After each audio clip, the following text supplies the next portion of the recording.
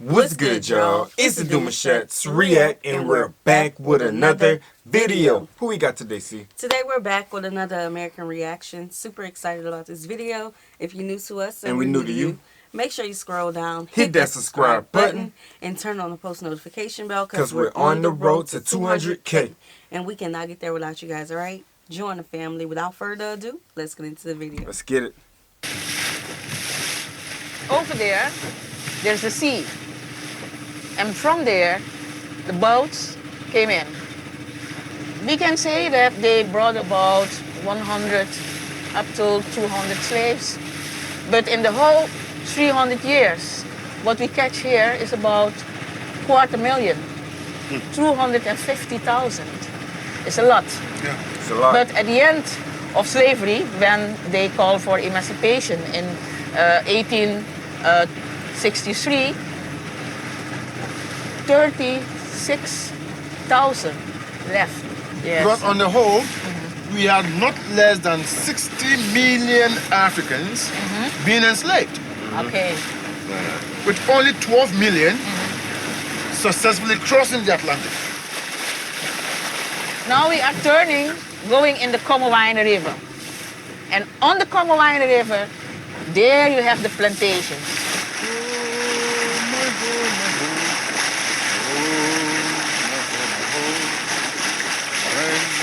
Shall I see my home, my home? When shall I see my little heart? I shall never forget mine.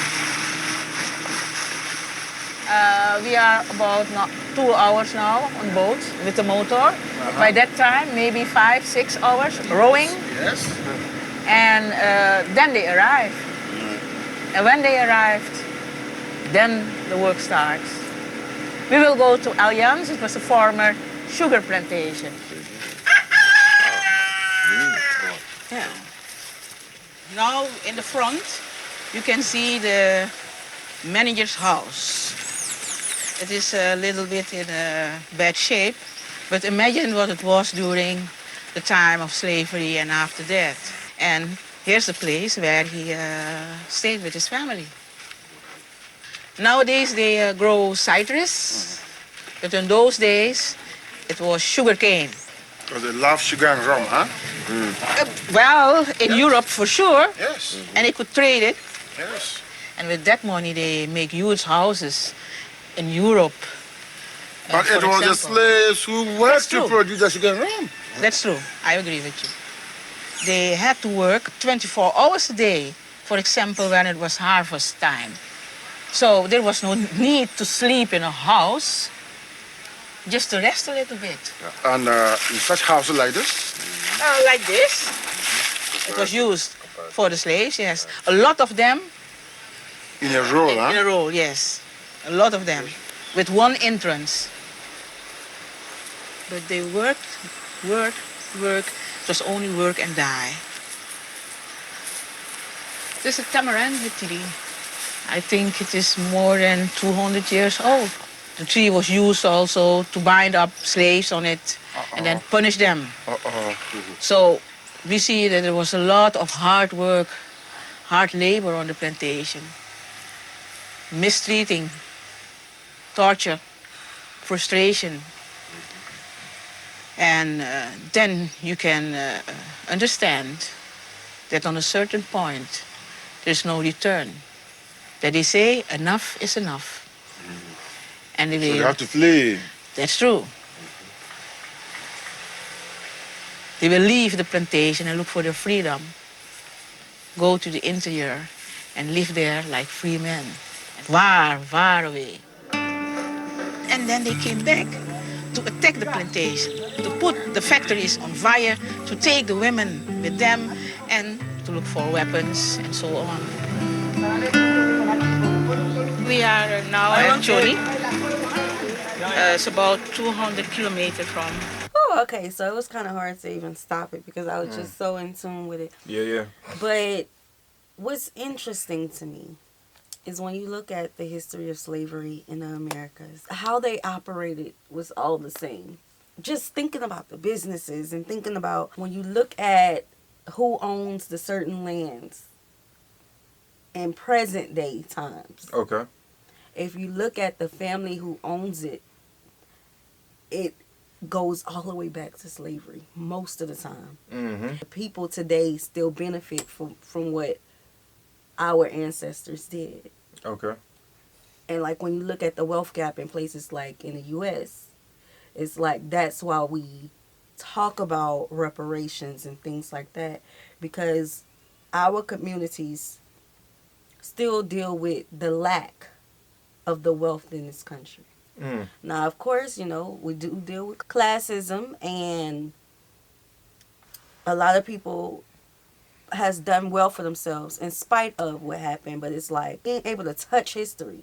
Like, we have the plantations, we still have a lot of the slave quarters up.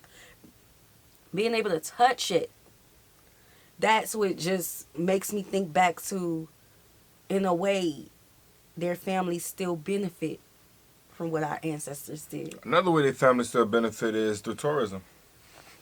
A lady and her friends and her family, they would go to these slave houses and stuff where master would be, and they had all the plantation was running and operating that, and they was just going over there just because their lineage led back to this plantation, and they was going over there to check it out and everything, and the lady was like, hey, no, I don't want nobody else coming through to check this out at this time, being this and the third, because they had a relationship with history when it came to slavery through their ancestry, and there was a little racist toward, ain't no little to it, there was racist towards, you know, black people whenever they would come and try to check the land out. She would call the cops on them, and she would get them kicked off, but at the end of the day, through emails and cash apps and stuff, she was getting paid for she was getting paid from people so they can come out and check out the house and all that stuff. So yeah, and that's happening all around to this day, you know. Yeah, it's just, I don't know, it's just, yes, it was a while ago, but who's benefiting from it now? They are still benefiting. Their children. They're still benefiting from it. Yeah.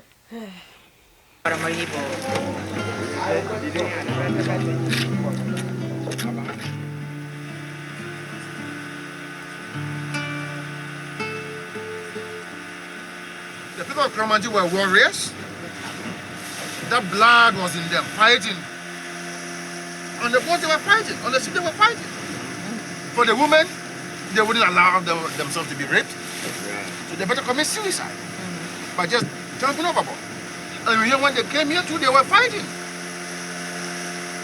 So they carried this across.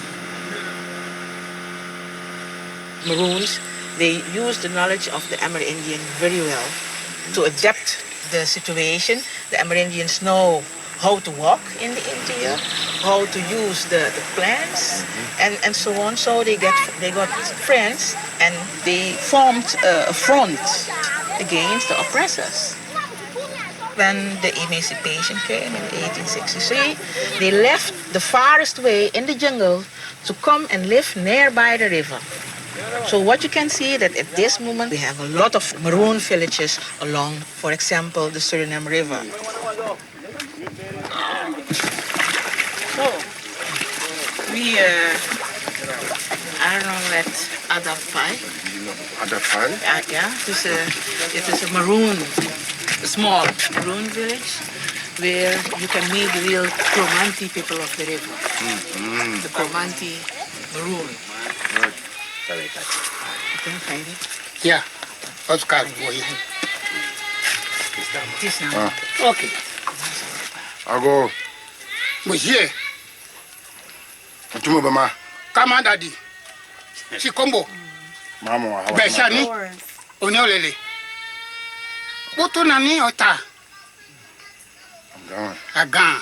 I'm gone. Say gan. Gan. Gan. Bata. Tobete. Sokonidi. Boko. Zakarado.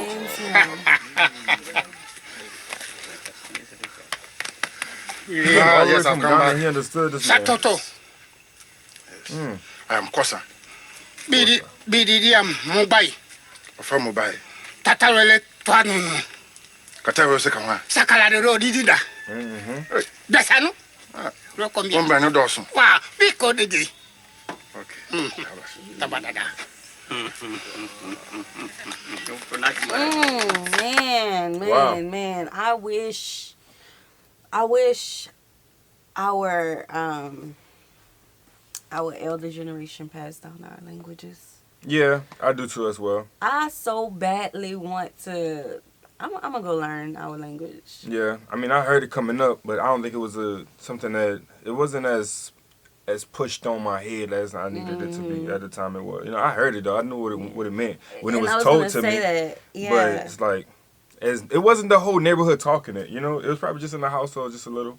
Yeah. And I wish like and I'm pretty sure like they loved our language, that they spoke it to us and we understood it, and we're talking about us. Yeah. Us. I know I'll be saying us as in our people, but I'm talking about like Dion and Sierra. Our families would speak the languages to us, like their languages that they created. But it wasn't like really taught to us for us to speak it, but we understood it. Yeah. I would love to, my aunt spoke it, but not many people in my family spoke it. But I would like to see if y'all could understand them, how these two men understood each other. Cause, Meeting for the first time. yes. Yeah. Mm-hmm. Oh, man. That's beautiful. It is. It is. Mantina, Hanfa. to hanta. Na we. Rebem Pebia Mantina. Na saka no. Martina. O da na we. Martina. Tata gitar. So, o sakra be na. Martina. O na we. That's beautiful. Diwo. Tiwai. We still can't communicate. Okay. That is wonderful. Kao. Mama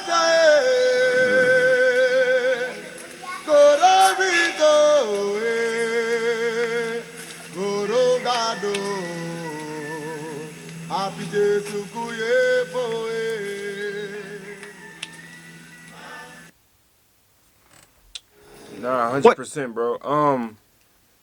As simple as this gentleman here from Ghana, go all the way to Suriname, meeting this man and being able to understand him.